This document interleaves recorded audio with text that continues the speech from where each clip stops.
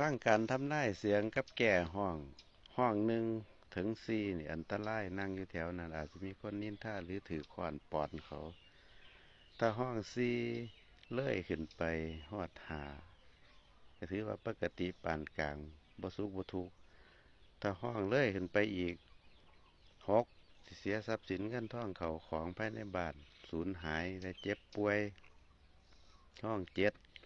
จะได้รับข่าวสารจากทางไกลคือพี่น้องก็ได้หรือเพื่อนฝูงผู้สนิทชิดเชื่อห้องแปดจะได้รับทรัพย์บ่หน่อยก็หลายแต่ห้องสิบก็ดีถือว่าปกติถ้าห้อง11ตกหนึ่งห้อง11ตกหนึ่งฮอดสี่อันนี้มีทั้งดีทั้งหลายทั้งโชคดีและโชคร้ายถ้าห้องตกเจ็ดตกแปดก็คือดังที่กล่าวมาข้างต้นคันเป็นสิบก็ทั้งดีทั้งหลายถ้าห้อง20เลื่อยขึ้นไปถึง21222324นี่ถือว่าดีและโชคดีแม่นโชคบ่ดีก็สิเหลือหน่อยลงถ้าโชคดีสิมี